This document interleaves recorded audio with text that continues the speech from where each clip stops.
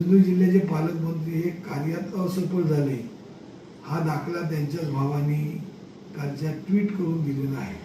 कारण सिंधुदुर्ग जिल्ह्याच्या पालकमंत्र्यांनी एका अनैतिक धंद्यावरती धाड घालून पूर्ण धंदे मी बंद करणार अशाची घोषणा करून ते धंदे बंद न झाल्याबाबत ज्या असलेल्या त्यांच्या सत्ताधारी पक्षाच्या आमदारांनी एका दुसऱ्या सत्ताधारी पक्षाच्या सहकार्याने घोषणा केली की या ठिकाणी SP किंवा पोलीस यंत्रणा कोणत्याही प्रकारचं कारवाई करत नाही. याचाच अर्थ पालकमंत्र्यांच्या आदेशाला केराची टोपली दाखवली. तशाच प्रकारची आज या जिल्ह्यामध्ये सर्व राणे कुटुंबाचं राज्य असल्याचं बोललं जातं. खासदार, वडील, पालकमंत्री भाऊ, दुसरे आमदार भाऊ, एवढं असून पण जर ऐकत नसतील आणि जर त्यांचं काय होत नसेल तर खऱ्या अर्थाने हे पालकमंत्री आणि त्याच्या असलेल्या कार्याचं अपयश आहे. सिंधुदुर्ग जिल्ह्याच्या नागरिकांचं नुकसान आहे. अशाच प्रकारचं आज या ठिकाणी पालकमंत्र्यांच्या बाबतीत कणकवलीचे तहसीलदार काल वैभव नाईकांनी तिथे जाऊन आले. वास्तविक पाहता 11वी-12वीचा रिझल्ट निकाल लागल्यानंतर तहसीलदारांनी स्वतःहून त्यामध्ये लक्ष घालून सर्व नागरिकांना किंवा विद्यार्थ्यांना वेळच्या वेळी दाखले मिळाले पाहिजे, वेळच्या वेळी दाखले मिळण्याकरता प्रयत्न केला पाहिजे.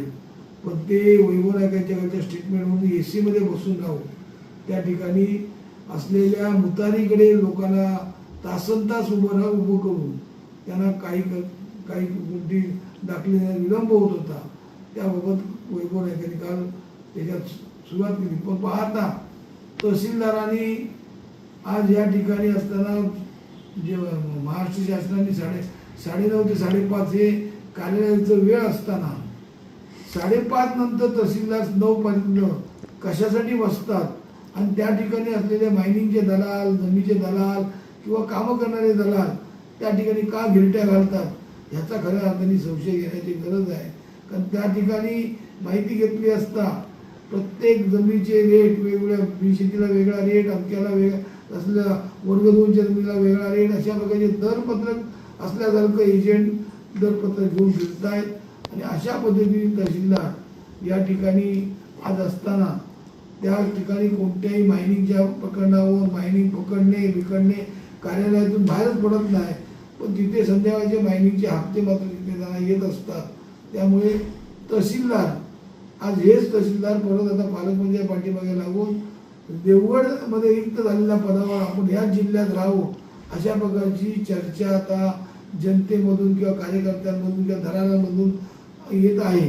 त्यामुळे पालकमंत्री जिल्ह्यात अशाच प्रकारचे भ्रष्ट अधिकारी ठेवून जिल्ह्यातल्या नागरिकांचं, जिल्ह्यातल्या असलेल्या सर्व थरातील लोकांचं नुकसान करत आहेत. कारण ज्या जिल्ह्याचे माध्यमिक शिक्षणाधिकारी शिंपी यांच्या बाबतीत सभागृहात मोठा गदारोळ झाला.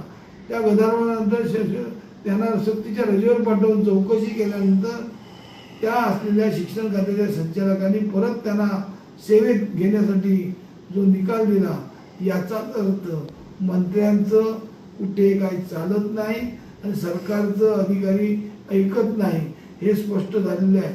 आज मोठे नितेश राणे मराठ्यांचे मराठी माणसाचा मसीहा समजतात.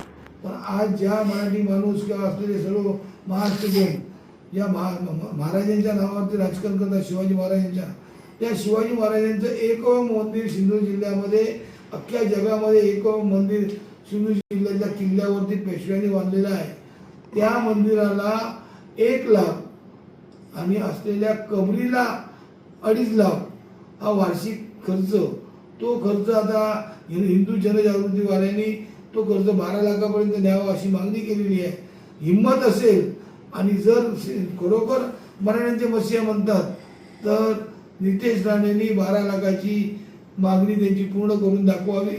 कारण नितेश राणे काही करू शकत नाही. सरकारकडे काही पैसे नाहीत. सरकार आणि मोदी सांगतायत की पैसे कमी वापरा, हे कमी करा, ते कमी करा. पण अधिकारी मात्र गाड्या मोठ्या मजेत मिळवत आहेत. अधिकारी आपापल्या वैयक्तिक कामासाठी पण गाड्या घेऊन फिरत आहेत. त्यांना डिझेलवरती कोणत्याही प्रकारे निर्बंध नाही, याकडे पूर्णतः नितेश राणेचं पूर्णतः दुर्लक्ष आहे. त्यामुळे जिल्ह्याचा पालकमंत्री फक्त घोषणाबाजी करतो, घोषणेतून जनतेला काय मिळत नाही आणि घोषणेतून काय विकास काय होत नाही, अशा प्रकारचा पालकमंत्री जिल्ह्याला नसणे हेच खऱ्या अर्थाने जिल्ह्याचा विकास होणे आहे.